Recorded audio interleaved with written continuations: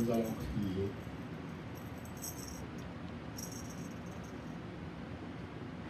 Non, non, non, jamais ne passera.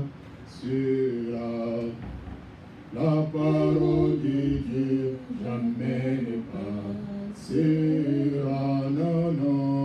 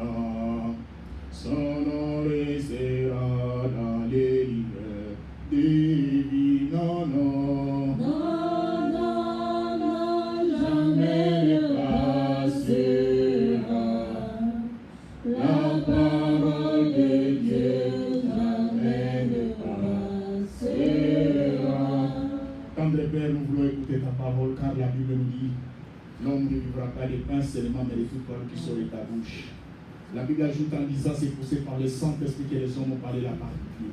Seigneur, parle-nous, Seigneur, enseigne-nous pour la parole, pour le salut de nos âmes. Parce que la Bible dit tout passera, mais la parole de Dieu ne passera jamais.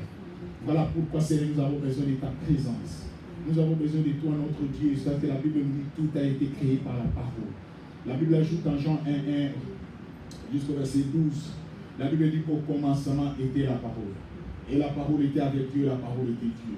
Seigneur, nous avons besoin de cette parole vivifiante, cette parole édifiante pour la gloire de ton Seigneur. Tous ceux qui ne confessent pas ton nom, visible ou invisible, nous détruisons cela dans le nom de Jésus. Que la grâce et la paix du Seigneur soient avec nous dans le nom glorieux et merveilleux de notre Seigneur. Nous t'avons ainsi prié. Amen. Amen. Amen. Voilà, peuple de Dieu, nous acclamons très fort pour la parole du Seigneur. Nous sommes en train de continuer notre enseignement sur être à l'écoute de Dieu. Je crois que par l'inspiration du Seigneur, nous sommes en train de parler d'Ésaïe 45, verset 15. Et je crois que je vous ai déjà parlé sur d'autres réalités et nous sommes en train de continuer sur d'autres versets selon l'inspiration que le Seigneur nous accorde. Je crois que pour venir dans notre texte, dans Ésaïe 45, verset 15, il dit, mais tu es un Dieu qui te cache, Dieu d'Israël, sauveur. Je vous ai promis que, peuple de Dieu, je vais vous expliquer Ésaïe 45, verset 15. Parce que nous sommes en train de parler sur être à l'écoute de Dieu. Aujourd'hui, je ne serai pas long. Il dit, le dimanche passé, j'ai parlé sur l'introduction dans Jean chapitre 15, verset 5, où la Bible nous dit, ce n'est pas vous qui m'avez choisi, mais c'est bien moi, et je vous ai établi, afin que vous y alliez, que vous portiez des fruits et que vos fruits demeurent. Tout ce que vous demanderez au Père en mon nom, il vous le donne. Le dimanche passé, je vous ai expliqué que, bien aimé, nous sommes le choix de Dieu. Maman, ma soeur, laisse-moi te dire, vous êtes le choix de Dieu. C'est Dieu qui vous a choisi. Ce n'est pas par votre propre effort que vous vous êtes choisi, mais c'est Dieu qui t'a choisi. Et même il a dit à David, je t'ai choisi dès que tu étais encore dans le sein de ta mère. Pour nous dire que bien aimé, ce qui nous arrive dans la vie, ce n'est que la volonté de Dieu. C'est cela la Lamentation nous dit, dans toutes circonstances, nous devons rendre gloire à Dieu, parce que c'est Dieu qui donne l'autorisation pour que ceci ou cela nous arrive. Bien aimé, j'ai parlé que la Bible nous dit, ce n'est pas vous qui m'avez choisi, mais c'est moi Dieu. Nous avons lu ensemble avec vous, et Dieu a ajouté en lisant, je vous ai établi, c'est-à-dire je vous ai placé. Donc là où tu es, c'est Dieu qui t'a mis là-bas. C'est pour cela que j'ai toujours l'habitude de dire aux enfants de Dieu, ne suivez pas les autres personnes. Et aujourd'hui, je vais vous parler que que dans ces textes que vous allez comprendre que peuple de Dieu, chaque personne a sa mission sur cette terre. Et je vais vous dire qu'il y a d'autres personnes dans leur vie qui ne se sont jamais posé la question à Dieu. Seigneur, pourquoi tu m'as créé femme? Pourquoi tu m'as créé un homme? Pourquoi tu m'as créé ici? Pourquoi tu m'as créé ceci ou cela? Il y a des gens qui ne se posent pas la question. Et je vais dire à quelqu'un, ne pensez pas que nous sommes plus intelligents que Dieu.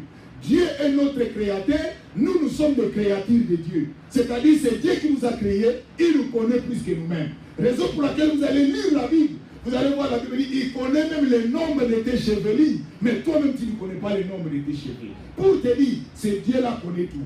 Regardez le texte nous dit, il dit, je vous ai choisi et je vous ai établi, je vous ai placé là-bas, afin que vous portiez des fruits et que vos fruits demeurent. Les fruits que je vous ai parlé la fois passée, c'était les fruits, je vous ai dit que c'est gagner les âmes. Mais il y a aussi un autre contexte qui nous parle des fruits. Les fruits que nous parlons aussi, ce sont les bonnes œuvres. Laisse-moi te dire, maman, laisse-moi te dire, mon frère, il faut qu'il y ait des bonnes œuvres dans votre vie. Vous savez que la Bible nous dit, on connaîtra l'arbre par ses fruits. Et nous différencions les arbres par leurs fruits. Et laisse-moi te dire, maman, aujourd'hui, il y a un texte biblique qui nous dit, il faut professer de connaître Dieu, mais il est réuni par leurs œuvres. Aujourd'hui, nous voyons les gens venir à l'église, nous voyons les gens venir prier, mais les gens ne craignent pas Dieu. Les gens ne marchent pas selon la crainte et la volonté de Dieu. Voilà pourquoi Dieu nous a donné ce thème, pour que nous puissions continuer à partager avec vous sur être à l'écoute de Dieu. Ma soeur, mon frère, vous ne connaissez pas votre avenir. Maman, nous connaissons le passé. Nous connaissons le présent, mais nous ne connaissons pas les demain. Et je vous ai dit aussi, si vous regardez dans nos identités, nous avons mis la date de naissance, mais nous n'avons pas mis la date de mort. Parce que personne ne connaît ce qui arrivera demain. C'est un secret réservé à notre Dieu. Voilà pourquoi, si je connais que celui-là, il connaît la situation de ma vie, je voulais dire la situation future de ma vie, il faut que je m'accroche à celui-là, parce que c'est lui qui peut m'orienter, c'est lui qui peut me dire quoi faire. Regardez le texte nous dit, dans Ésaïe chapitre 45 verset 15, nous tous avec nos Bibles comme d'habitude, nous sommes une église de Dieu. Et je vous ai dit que l'église ce n'est pas les quatre coins de ce bâtiment. L'église ce n'est pas les quatre coins de cette salle, mais l'église c'est toi. Parce que lui-même a dit dans la Bible, moi Dieu, vous ne pouvez pas bâtir une maison qui peut me contenir. Lui il reste dans ton cœur, qui est une église de Dieu. Regardez la Bible nous dit, il dit dans Ésaïe chapitre 45 verset 15, il dit, mais Dieu est un Dieu qui te cache. Dieu d'Israël, sauveur. Bien aimé, nous voyons le verbe trois choses. Nous voyons trois choses dans notre texte. C'est vraiment merveilleux avec notre Dieu, car il nous révèle des choses pareilles. Dieu nous parle ici. Vous regardez, vous allez voir. Nous voyons premièrement le verbe caché. Nous voyons le deuxième point, nous voyons Dieu d'Israël. Et troisièmement, nous voyons le verbe sauver. Dans les textes que nous venons de lire, dans Ésaïe 45 verset 15. Je reprends les textes, la lecture. Il dit, mais Dieu est un Dieu qui te cache. Dieu d'Israël, sauveur. Mon frère, ma soeur, nous sommes en train de parler, être à l'écoute de Dieu. Tu as besoin d'écouter Dieu pour ta vie. Ma soeur, est-ce que tu as déjà demandé à Dieu, Seigneur, quel est le plan, quel est le projet, quel est tes projets dans ma vie? Parce que la Bible nous dit, dans le cœur de l'homme, il y a beaucoup de projets. Mais c'est le désir de l'Éternel qui s'accomplit. Quels que soient nos projets, c'est la décision souveraine de Dieu qui s'accomplit dans notre vie. Nous tous, nous avons des projets. Tout le monde a besoin de réussir. Posez la question à tout le monde. Posez la question à chacun. Personne ne te dira que tel que tu me vois. Moi, j'aime échouer. Moi, j'aime l'échec. Personne ne te dira. Tout le monde veut la réussite. Tout le monde veut la différence. Tout le monde veut l'élévation. Mais les gens ne savent pas. Malgré notre désir, il faut que ça soit dans la volonté de l'Éternel. Lui-même a dit, fais de l'Éternel tes délices. Il donnera ce que ton cœur désire. Quel est le désir de ton cœur? Tu as le désir de mariage, tu as le désir des enfants, tu as le désir des voyages, tu as le désir de l'élévation. Nous avons plusieurs désirs. Mais la Bible nous dit, fais d'abord de l'Éternel tes délices, afin qu'il accomplisse ce qui est tes désirs. Regardez, le texte nous dit que tu es le Dieu qui te cache. Oh peuple de Dieu, nous sommes en face et nous sommes devant un Dieu qui se cache. Voilà pourquoi quand j'ai lu ce texte, j'ai compris que Dieu, c'est un Dieu compliqué, mais dans la facilité. Un Dieu qui s'est révélé, mais qui s'est caché encore. Un Dieu qui s'est caché, mais qui s'est révélé encore. C'est comme ça que notre Dieu est. Est-ce que vous connaissez les jeux de cache-cache? C'est Dieu qui l'a fait dans Isaïe 45, verset 15. Il dit, tu es le Dieu qui te cache. Dieu d'Israël, sauveur. Trois choses. Bien aimé, le dimanche passé, je vous ai montré des réalités. Et aujourd'hui, je vais vous montrer que le Dieu que nous servons, il se cache quelque part. Posez-vous la question, Dieu est où? Qui connaît l'adresse de Dieu? Nous connaissons nos adresses, même dans nos identités, même dans nos documents, il y a nos adresses. Mais qui connaît l'adresse de Dieu? Je vous pose la question. Parce qu'il y a un texte biblique qui nous parle que même Dieu qui voit là, il dit, le ciel, il dit, la terre est mon marchepied. Le ciel, c'est là où je m'assois. Mais vous n'avez pas une maison que vous pouvez me construire, qui peut me contenir. C'est lui-même qui parle dans sa parole. C'est-à-dire, notre Dieu est tellement grand. Et même Job a ajouté, a dit, Seigneur, ta grandeur nous échappe. Nous n'arrivons pas à cerner. Nous n'arrivons pas à maîtriser ta grandeur. Parce que personne ne peut comprendre la grandeur de Dieu. Et aujourd'hui, je vous parle, le peuple de Dieu, personne ne connaît l'adresse de Dieu. Mais moi, je peux vous dire, Dieu est dans sa parole. L'adresse de Dieu, c'est sa parole. Il a dit dans Jérémie 1,7. Il dit, je suis derrière ma parole pour l'accomplir et pour le réaliser. Dieu est dans sa parole. C'est pour ça que vous allez voir qu'il y a beaucoup d'enfants de Dieu qui n'aiment pas la Bible. Ça, c'est un danger. Ça, c'est un esprit de mort. Les enfants de Dieu n'aiment pas lire la parole de Dieu. J'ai toujours l'habitude de vous poser la question. Combien de fois vous passez votre temps toute la semaine, tu n'as même pas lu la Bible, mais tu te dis chrétien. Tu n'as même pas lu la Bible, mais tu te dis un enfant de Dieu. Pensez-vous que lorsque l'ennemi, le diable va vous combattre, tu seras capable de vaincre l'ennemi? Non. Tu es loin de la parole. Ce qui peut nous donner la victoire, c'est la parole de Dieu. Lisons ensemble. 1 Jean.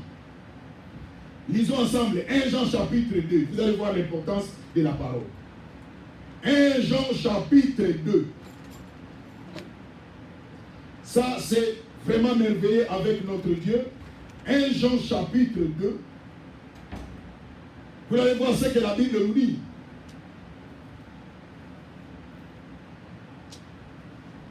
Dans 1 Jean chapitre 2, 1 Jean chapitre 2, nous allons lire ensemble avec vous, en descendant du verset 14 jusqu'au verset 17. Vous pouvez aller lire aussi dans vos maisons. Il dit, je vous ai écrit, Père, parce que vous avez connu celui qui est dès le commencement. Je vous ai écrit, jeunes gens, parce que vous êtes forts, et que la parole de Dieu demeure en vous, et que vous avez vaincu les malins. Quand est-ce que vous allez vaincre l'ennemi, le diable? Lorsque la parole de Dieu fait quoi? Demeure en vous. Le verbe est demeurer. Lorsque la parole de Dieu demeure en vous, 1 Jean chapitre 2, verset 14 à 17. Il dit, je vous ai écrit, jeunes gens, parce que vous êtes forts. Je vous ai écrit, Père, parce que vous avez connu celui qui est dès le commencement. Il dit, et que la parole de Dieu, la Bible nous parle de la parole de Dieu, pas la parole de l'homme, demeure en vous, et que vous avez vaincu les malins. C'est le verbe vaincre. Tout le monde a besoin de vaincre l'ennemi. Peuple de Dieu, je vais vous dire, ma soeur, l'ennemi n'a pas peur de toi. Maman, l'ennemi n'a pas peur de nous. L'ennemi a peur de la parole de Dieu. L'ennemi que je parle, c'est le diable. C'est l'ennemi qu'on appelle l'accusateur, qui détruit les enfants de Dieu, qui détruit les enfants de Dieu. Et même les enfants de Dieu se détruisent entre eux. Regardez dans le verset 15. Il dit, n'aimez point le monde,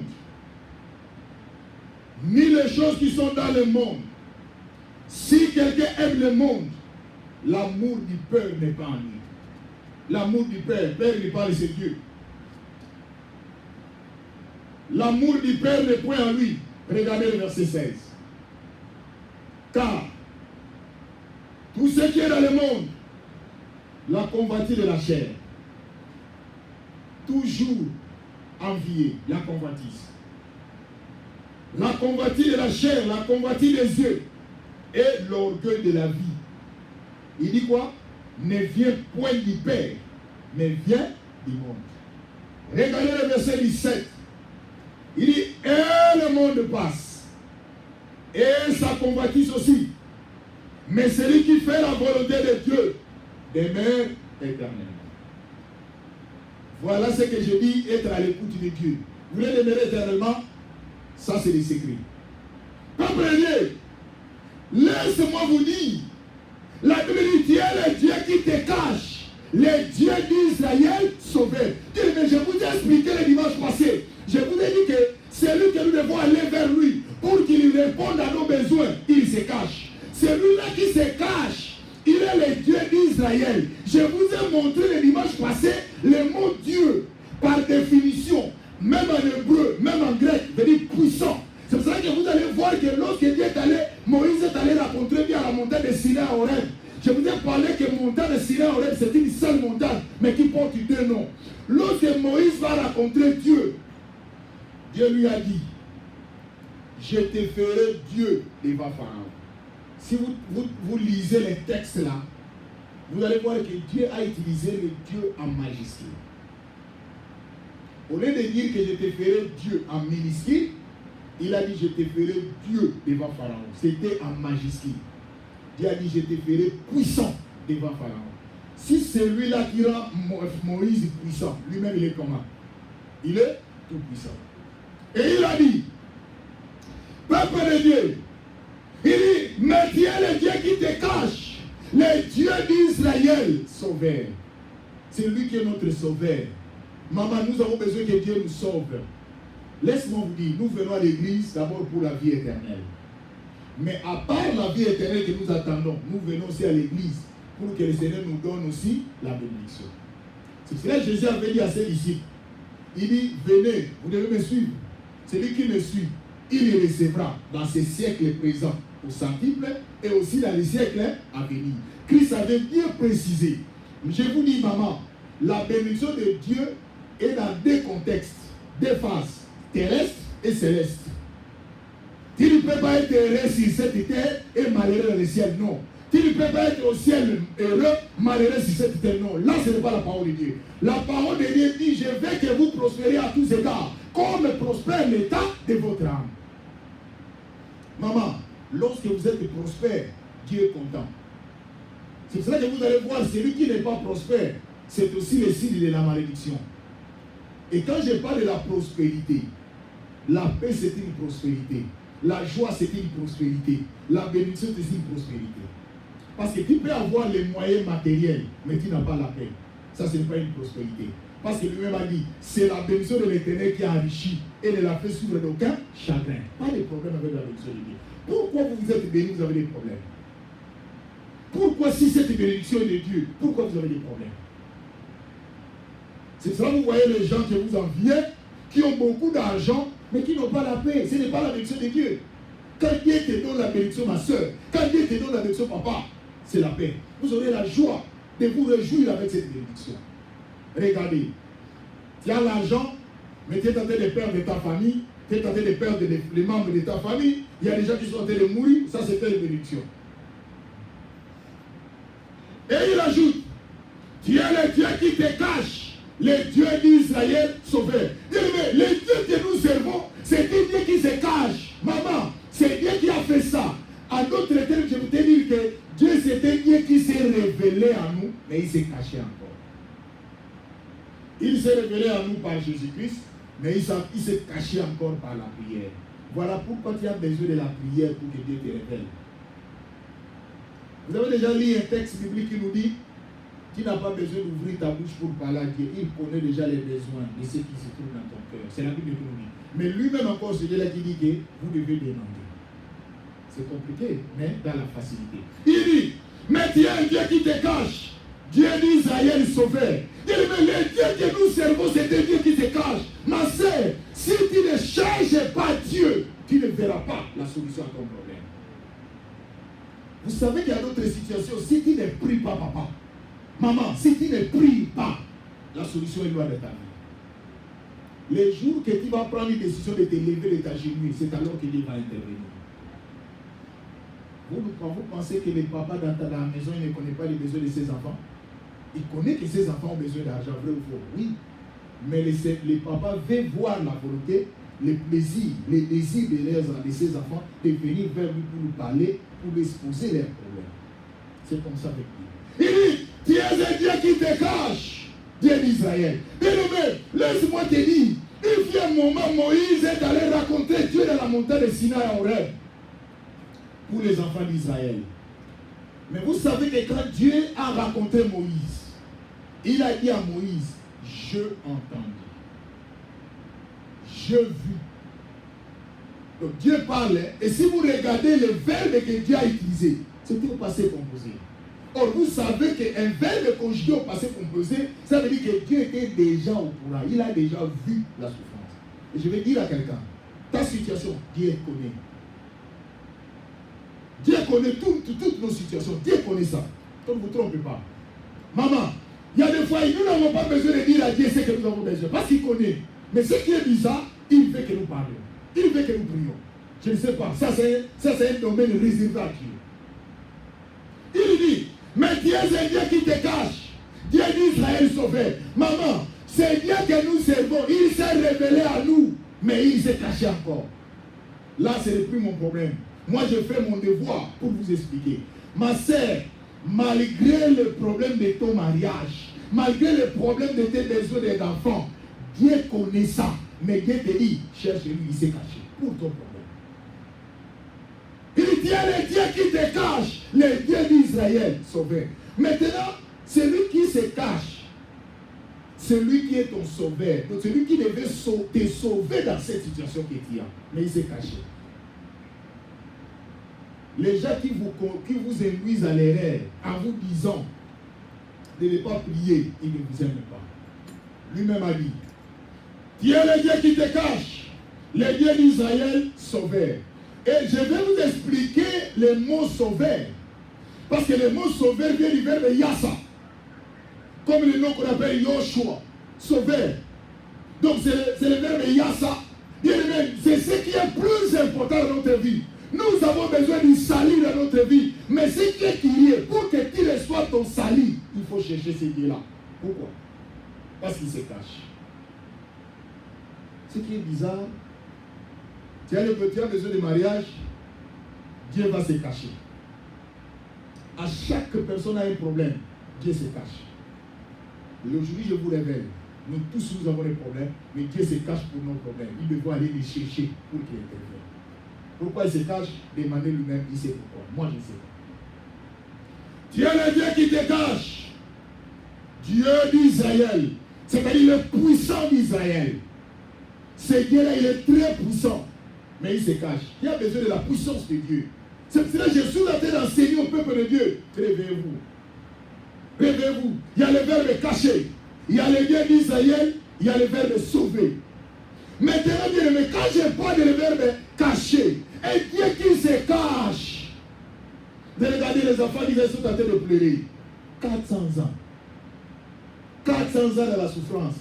Vie de l'esclave. L'esclavagisme. Bien aimé, vous savez, quand vous êtes un esclave, vous n'avez même pas le temps de faire votre propre volonté. Il y a des fois, nous vivons aussi l'esclave de tout ce que nous faisons, même dans notre travail. C'est comme si ils sortent de l'esclavagisme. Pourquoi? Comme quand ils entrent 8 heures. Quand ils entrent 12 heures de travail. C'est pas comme nous on faisait l'autre fois dans le passé. Et même ce que nous vivons en Afrique, quand les gens vont au travail, ils font ce qui leur semble bon, ils ouvrent le téléphone, ils partent au travail, rentrent, papa vient du travail. Hein? Ah, vous voulez comparer le travail en Afrique avec le travail ici? Ici, d'abord, le téléphone est fermé. Là, c'est premièrement. Deuxièmement, depuis que vous commencez à travailler, vous ne faites que bouger votre corps pendant 12 heures, pendant 8 heures. Ça, on appelle ça travailler. Il me dit, il y a le Dieu qui te cache. Dieu me dit, ça, c'est le verbe caché. Nous servons un Dieu qui se cache. Ma sœur, chaque jour dans ta vie, chaque jour dans notre vie de tous les jours, nous devons chercher Dieu. Aujourd'hui, si tu cherches Dieu pour le mariage, demain, tu vas encore le chercher pour une autre chose. Tu vas encore le chercher pour une autre chose. Il se cache à chaque situation. C'est pour ça que je vous ai dit, il faut être à l'écoute de Dieu. Parce que nous avons un Dieu qui se cache. C'est comme nous disons, il fait le jeu de cache-cache. Il y a une grande maison, tu ne sais pas dans quelle chambre Dieu se trouve. Mais le problème est qu'il faut que tu le trouves pour qu'il résout ton problème. Et maintenant, tu ne sais pas de quelle chambre Dieu se trouve. Regardez, vous êtes dans une maison qui a peut-être 100 chambres. Et Dieu est dans les 105e chambre. Dieu ne peut vous dire que quelque part, pour trouver celui qui se cache, il y a du temps. Il y a la persévérance. Et aujourd'hui, beaucoup des enfants de nous sont fatigués. Mais vous allez fatiguer. Je vous ai dit un jour, Dieu n'est pas Dieu par rapport à notre situation. Que faisons attention, peuple de Dieu. Dieu est Dieu avant toi. Parce que c'est lui qui t'a créé. Tu l'as trouvé déjà Dieu. Et tu ne peux pas l'enlever Dieu par rapport à ta situation. Il reste Dieu. C'est pour cela qu'il te donne le mariage ou pas, il reste Dieu. Qu'il te donne l'argent ou pas, il reste Dieu. Qu'il te donne les enfants ou pas, il reste Dieu. C'est pour cela, faisons attention. C'est à nous d'aller supplier ces dieux-là. Parce qu'il reste Dieu. La Bible dit, tu as le Dieu qui te cache. Dieu d'Israël, sauveur. Comment tu peux trouver Dieu qui se cache? Comment? Par la prière. Chaque jour. Mais maintenant, ce qui m'étonne, vous allez voir les enfants de Dieu, ils ne cherchent pas Dieu devant leur situation. Vous pensez que la réponse va venir gratuitement comme ça et facilement comme ça. Il faut combattre. Vous savez qu'est-ce que le diable fait? Pour vous combattre ou pour nous combattre, on ne fait pas l'effort. Hein? Vous savez cela? Pour que le diable puisse te combattre, il n'y a pas l'effort. Mais pour résoudre les problèmes qui ont été combattus, il faut les efforts. Pendant que tu es en bonne santé, tout va bien, tu es tenté de négliger. Au lieu de conserver ta santé, ta vie, au lieu de prendre soin de ton corps avec le Seigneur, toi tu négliges. Quand l'ennemi va venir, qu'est-ce qu'il va faire? Quand il t'attaque. Mais pour que tu deviennes encore en bonne forme, bien aimé, il faut les efforts. La Bible dit car c'est le Dieu qui te cache, le Dieu d'Israël sauveur. Et quand je vais commencer à vous parler sur le mot sauveur, je crois que le dimanche passé, je vous ai expliqué. Et je vous ai dit aussi que le Dieu d'Israël, quand la Bible dit Dieu, c'est-à-dire puissant, nous avons besoin de la puissance de Dieu. Mais ce Dieu-là, pour avoir sa puissance, il se cache. Et pour que ton problème soit résolu, il faut le chercher. C'est pour cela. Je voulais dire à quelqu'un, il faut faire attention, quand le texte nous dit que tu es un Dieu qui te cache, le Dieu d'Israël sauveur, je veux dire à quelqu'un, la façon dont Dieu se cache à l'un, ce n'est pas la même façon qu'il se cache à l'autre. Est-ce que je me fais comprendre? La façon dont Dieu se cache à cette maman, ce n'est pas la même façon qu'il se cache à ses parents. C'est ça le problème. C'est pour cela que je vous ai dit, peuple de Dieu, ne comparez pas votre vie par rapport à l'autre. Ne servez pas le Seigneur par rapport à l'un ou à l'autre. Servez le Seigneur par rapport à la révélation de Dieu pour ta vie. Parce que nous tous, nous avons les combats, mais nous tous n'avons pas les mêmes dimensions de combat. C'est ce que vous devez savoir. Vous allez voir qu'il y a d'autres personnes, ils ont le combat, par exemple, au niveau 10. Mais l'autre au niveau 20. L'autre au niveau 30. L'autre au niveau 5. L'autre 2. Toi, tu regardes la personne qui a une dimension de 2 combats, tu le copies. Mais quand tu le suis, toi tu as 30. Si tu suis celui qui a 2 dimensions de combat, combien va lever dans ta vie? Sur 30, quand tu fais moins 2, ça te reste combien? 28. C'est pour ça qu'il faut faire attention, peuple de Dieu. Ta situation n'est pas la situation de l'autre. Et je veux dire, quand Dieu se révèle aussi, Il ne se révèle pas de la même façon à chacun de nous. Dieu se révèle d'une façon particulière. Maman, ne suivez pas les autres. C'est pour cela que je vous ai dit à l'église, personne ne peut t'influencer, même ta maman, même ton père, même ta soeur, ton frère. Personne ne peut t'empêcher d'aller servir Dieu. Dis-lui, ce que moi je vis, ce n'est pas ce que toi tu vis. Ce que moi je vois, ce n'est pas ce que toi tu vois. Ce que moi je réalise, ce n'est pas ce que toi tu réalises. Est-ce que nous tous nous avons les mêmes maisons? Nous tous nous avons les mêmes amis? Nous tous nous avons les mêmes voitures? Nous tous nous avons les mêmes souliers? Non. Pour vous dire que chaque personne, cela ne vous enseigne-t-elle pas? La nature ne vous enseigne-t-elle pas? Cela veut dire chaque personne a son problème. Mais aussi, Dieu aussi se cache dans notre vie dépendant. Ça dépend de chacun de nous. C'est pour cela qu'il dit, Dieu est le Dieu qui te cache, Dieu d'Israël sauvé. Dieu, mais quand Dieu se cache dans ta vie, la façon dont toi tu cherches Dieu, Dieu me cherche Dieu selon la dimension de tes problèmes. C'est pour cela que vous allez voir à d'autres personnes, quand il prie, il ne fait pas des blagues. Hein. Quand il cherche Dieu, il ne fait pas des blagues. Mais vous venez avec des blagues. Vous venez avec des blagues. Mais quand le problème va vous arriver dans la vie, c'est alors que vous allez comprendre que non, j'ai amusé avec mon anniversaire. J'ai fait des blagues, mais mon anniversaire était sérieux. Qui est le diable. Et il dit, tu es le Dieu qui te cache. Donc, c'est-à-dire le premier point, que nous venons de voir, le verbe est caché. Je vous parle que maman sert. Vous avez le devoir et l'intérêt de chercher Dieu. Chaque jour. Il se cache chaque jour. Si tu ne sais pas, parce qu'il y a quelqu'un qui m'a posé la question, pasteur, pourquoi chaque jour il faut que je prie? Pourquoi chaque jour il faut que nous prions? Moi je lui ai dit, pourquoi aussi chaque jour il faut que tu manges?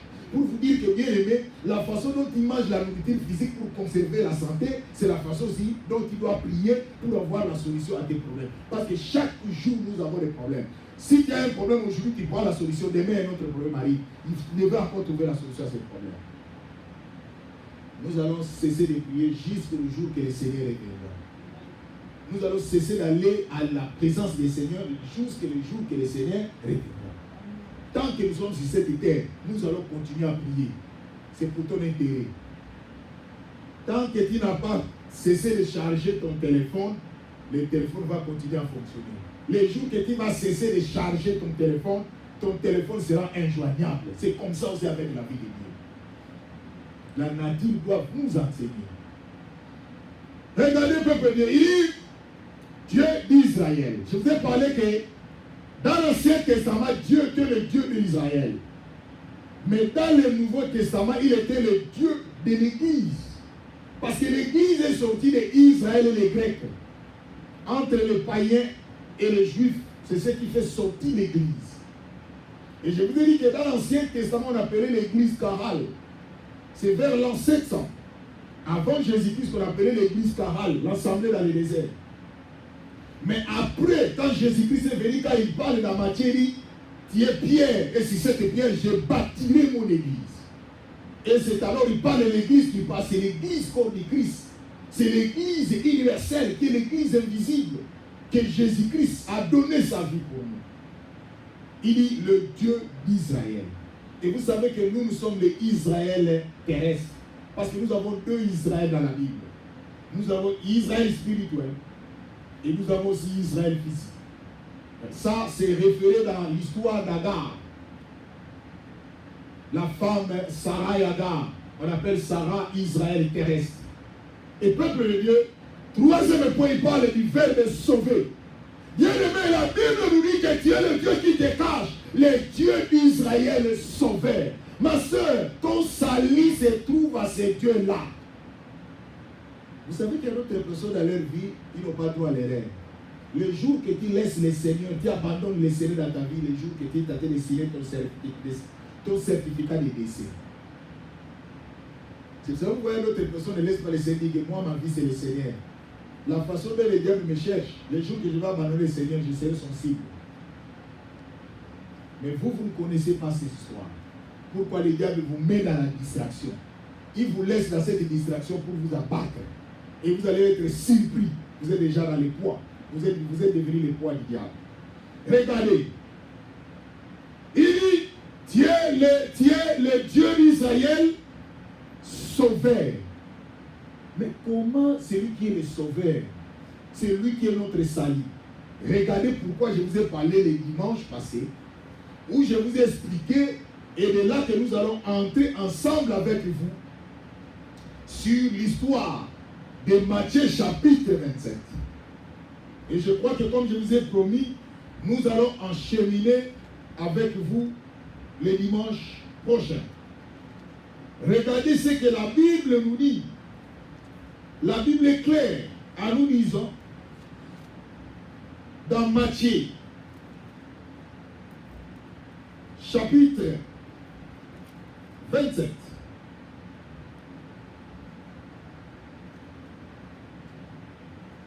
verset 45 à 66. Ça c'est un texte vraiment, je vous dis, je ne sais pas, que Dieu nous aide. Et le dimanche prochain, je vais encore vous expliquer les détails de ces versets. Et je crois que vous allez aimer les révélations qui vont sortir ici. Et je crois que vous serez bénis. Bien-aimés, c'est Matthieu chapitre 27. Il y a des choses que je vais parler ici, ce sont des choses que vous n'avez jamais connues. Et je crois que ces choses vont vous aider. Regardez ce que les textes que nous allons lire. Parce que maintenant nous sommes dans le troisième point, le sauveur. Comment le Seigneur nous a sauvés? Sur la croix. Il a donné sa vie. Regardez les choses qui vont passer sur la croix. Depuis le 6e heure jusqu'à la 9e heure, il y a des ténèbres sur toute la terre. Et vers la 9e heure, Jésus cria d'une voix forte, Eli, Eli, lama sabachthani. C'est-à-dire, mon Dieu, pourquoi m'as-tu abandonné? Quelques-uns de ceux qui étaient là l'ont entendu dire. Il appelle Élie. Aussitôt les découvrit, prendre une éponge et qu'il remplit de vinaigre et les a fixés à un roseau et lui donna à boire. Mais les autres disaient, laisse, voyons si Élie viendra les sauver. Jésus poussa de nouveau un grand cri et rendit l'esprit. Et voici le voile du temple se déchira en deux. Depuis le haut jusqu'en bas, la terre trembla, les rochers se fendirent, les sépulcres s'ouvrirent, et plusieurs corps de ceux qui étaient morts ressuscitèrent, étant sortis des sépulcres après la résurrection de Jésus. Ils entrèrent dans la ville sainte et apparurent à un grand nombre de personnes. Les centeniers et ceux qui étaient avec lui pour garder Jésus, ayant vu le tremblement de terre et ce qui venait d'arriver, furent saisis d'une grande frayeur et dit, assurément, cet homme était fils de Dieu. Et il y avait là plusieurs femmes qui regardaient de loin et qui avaient accompagné Jésus depuis la Galilée pour le servir. Parmi elles était Marie de Magdala, Marie, mère de Jacques et de Joseph, et la mère de fils de Zébédée. Le soir étant venu, arriva un homme riche d'Arimathée, nommé Joseph, lequel était aussi disciple de Jésus. Il se rendit vers Pilate et demanda le corps de Jésus, et Pilate ordonna de le remettre à Joseph, et Joseph prit le corps, l'enveloppa d'un linceul blanc et le déposa dans un sépulcre neuf qu'ils étaient fait tailler dans le roc. Puis il roula une grande pierre à l'entrée du sépulcre et s'en alla. Marie de Magdala et l'autre Marie étaient là assises vis-à-vis du sépulcre. Le lendemain qui était le jour après la préparation, les principaux sacrificateurs et les pharisiens allèrent ensemble auprès de Pilate et dit, Seigneur, nous savons. Et il déposa dans le sépulcre d'œufs qui était taillé dans le roc, puis il roula la grande pierre à l'entrée du sépulcre et s'en alla. Marie de Magdala, je m'excuse, Marie de Magdala et l'autre Marie étaient là assises vis-à-vis du sépulcre le lendemain, qui était le jour après la préparation des principaux sacrificateurs. Les pharisiens allèrent ensemble auprès du sépulcre et dit, Seigneur, nous nous souvenons que cet imposteur a dit, quand il vivait encore, après 3 jours, il ressuscitait. Ordonne donc que le sépulcre soit gardé jusqu'au 3e jour, afin que ses disciples ne viennent pas dérober le corps et dire au peuple, il est ressuscité des morts. Il est ressuscité des morts. Pilate lui dit, vous avez une garde, allez garder-les comme vous l'entendez. Et ils s'en allèrent et assirèrent les disciples au moyen de la garde, après avoir scellé la pierre. Mais pourquoi je vous ai donné le texte maintenant? Parce que je suis en train maintenant d'entrer sur le mot sauveur.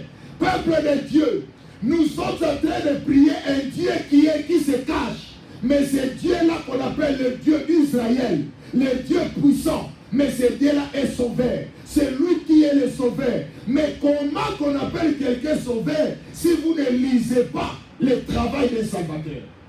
Regardez, les textes que je vous ai donnés, c'est tellement long.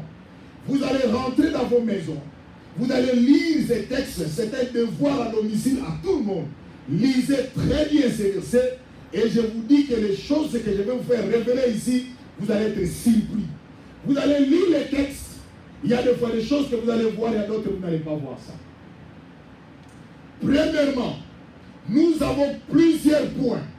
Nous avons 5 points que nous allons parler. On appelle ça les événements immédiats. Parce que Jésus était sur la croix. Et je vais vous expliquer chaque point de ces événements. Premièrement, nous avons lu ensemble avec vous. Vous allez voir les textes où dit le voile du temple s'est déchiré. Et je vais vous parler sur le voile du temple. Pourquoi le voile s'est déchiré? Et même le dimanche passé, je vous ai parlé un peu de ça. 2. Nous allons parler le sépulcre s'ouvrit. Parce que vous allez lire qu'il y a un verset biblique qui parle que le sépulcre s'ouvrit. Plusieurs corps sortirent. Je vais vous expliquer cela. 3. Je vais vous expliquer les centeniers. Il y avait un soldat, le chef des soldats était là, les centeniers qui avait dit assurément, cet homme était fils de Dieu. Il a rendu témoignage. Je vais vous parler de ça. 4. Je vais vous parler sur les femmes qui accompagnaient Jésus. Parce que vous avez vu, la Bible dit, il y a les femmes qui étaient tout près de Jésus pour les servir. Et vous allez voir, je vais vous expliquer les femmes de la Bible, comment ils servaient le Seigneur. C'est différent avec les femmes d'aujourd'hui. 5. Je vais vous parler le jour de l'Éternel, qui veut dire le sabbat. En d'autres termes, le dimanche. Je vais aussi vous expliquer les 5 points qui s'est déroulé pendant que Jésus était sur la croix.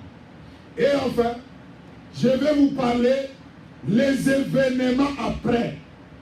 Nous allons voir ensemble avec vous les événements après.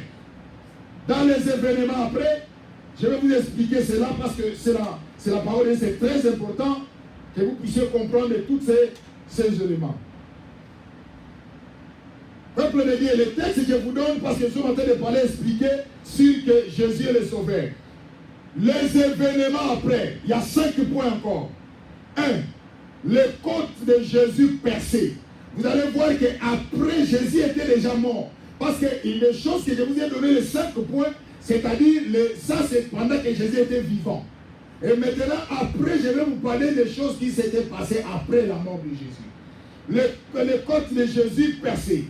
Dans la côte percée, les disciples de Jésus en secret. Vous avez vu, je vous ai parlé de Joseph d'Arimathée. C'est lui qui a pris le corps de Jésus. La Bible, il fait partie aussi des disciples de Jésus. Pour nous dire que pour être un serviteur de Dieu, tu n'as pas besoin de dire aux gens ce que Dieu est. Il y a d'autres personnes qui servent le Seigneur dans les secrets. 3. Je parle ici le corps de Jésus mis dans les tombeaux neufs. Vous avez vu, nous avons lu ensemble avec vous dire qu'on a pris le corps de Jésus, on a mis dans un tombeau neuf. Pourquoi pas on a mis dans un tombeau utilisé, mais on a mis dans les tombeaux neufs? Je vais vous expliquer. 4. Je vais vous parler sur les gardes et les Sanhédrins. C'est-à-dire, on a mis les gardes pour surveiller le corps de Jésus. Je vais vous expliquer cela. Ma soeur, mon frère, le salut n'est pas facile. Et 5.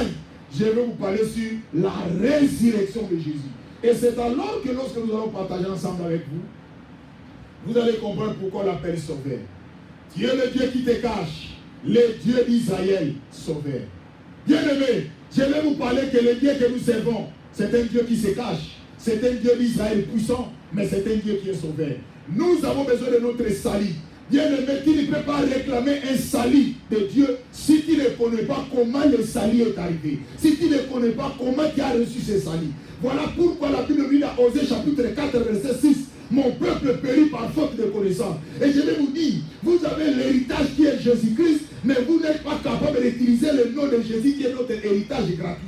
C'est pour cela que les diables est tenté de nous crier, les diables est tenté de nous étrangler, il est tenté de nous faire du mal. Mais nous avons l'héritage qui est Jésus, qui nous a sauvés, qu'on appelle le salut. C'est pour cela que vous allez voir le mot de Jésus, qu'on appelle l'Éternel sauve par son oin. Je vais vous expliquer pourquoi on appelle Seigneur Jésus-Christ.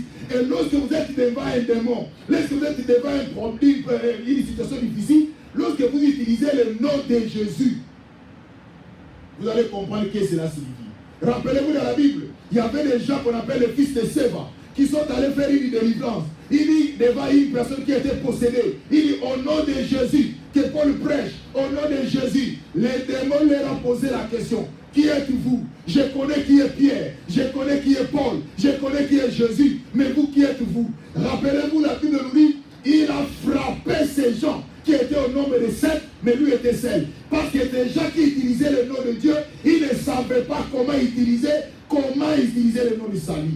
Ma soeur, mon frère, Jésus est venu nous sauver, mais vous ne savez pas que ton salut, ton mariage est dans le nom de Jésus. Ta bénédiction est dans le nom de Jésus. Ta santé est dans le nom de Jésus. Ta solution est dans le nom de Jésus. Parce que tu es ignorant de ton salut. Tu es le Dieu qui te cache. Le Dieu d'Israël sauveur. Un Dieu qui te cache. Mais tu es en train de chercher un sauveur dans ta vie, mais tu ne connais pas les secrets de ce salut. Voilà pourquoi le diable nous fait des prisonniers pendant que nous sommes des héritiers. Le diable nous fait des esclaves pendant que nous sommes des libres.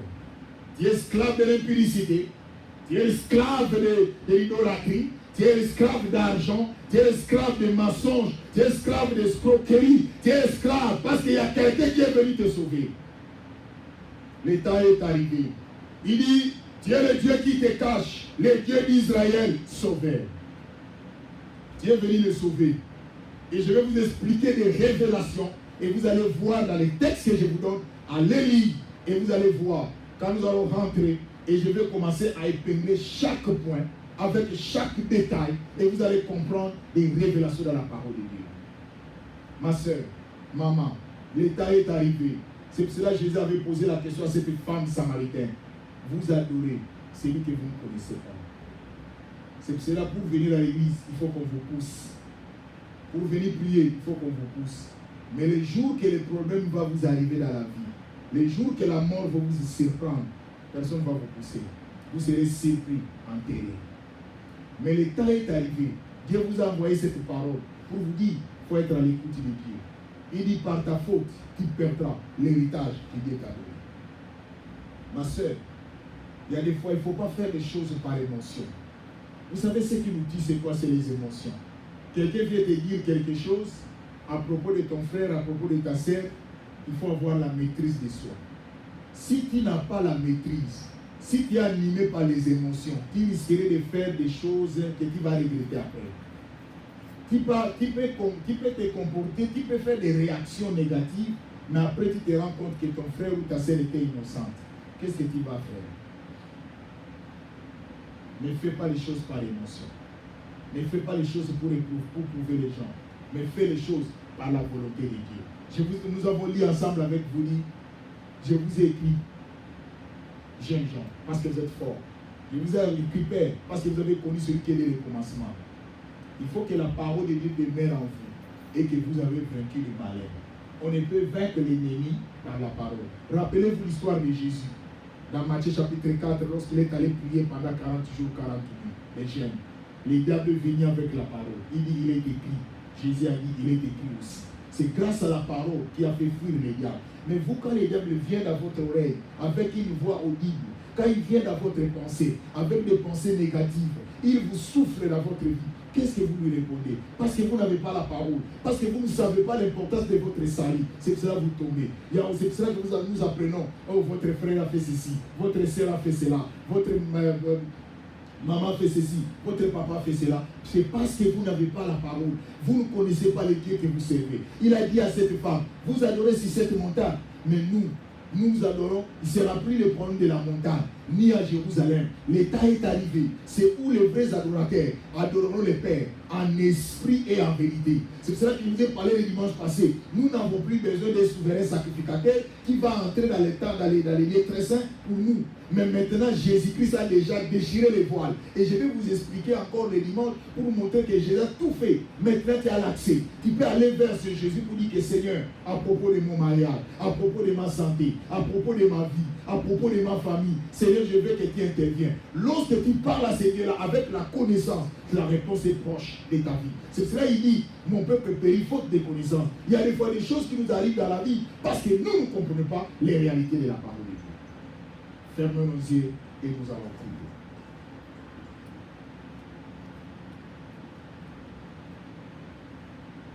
Ferme tes yeux, ma soeur. Concentre-toi dans la prière. Tu as besoin de ce Dieu-là dans ta vie. Que Dieu se manifeste dans ta vie maintenant. Dis le Seigneur Jésus, Dieu le Dieu qui te cache. Le Dieu d'Israël sauveur. J'ai besoin de toi, mon Dieu, manifeste-toi. J'ai besoin de toi, Seigneur, que tu fasses de grandes choses dans ma vie. Parle-lui. Dans le nom de Jésus, prions le Seigneur. Hey, Yahweh. Seigneur, merci. Merci, Jésus, pour cette révélation. Yahweh. Hey, Yahweh. Jesus. Nous avons besoin de toi, Seigneur. Yahweh, nous avons compris que tu es le sauveur.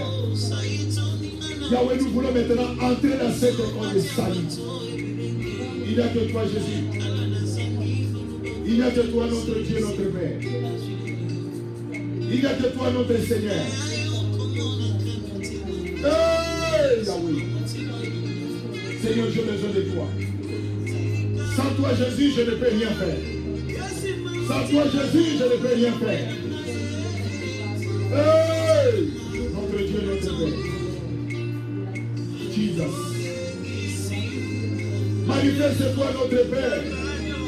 Manifeste-toi, notre Dieu. Seigneur, donne-nous la lumière. De savoir que nous devons multiplier la prière. Nous devons multiplier la prière, Jésus. Nous allons multiplier la prière, Jésus, dans notre vie. Oh, notre Père, notre Seigneur. Yahweh, nous voulons marcher avec toi, Jésus. Nous avons besoin, Seigneur, de toi parce que tu es notre Dieu, Jésus. Hey,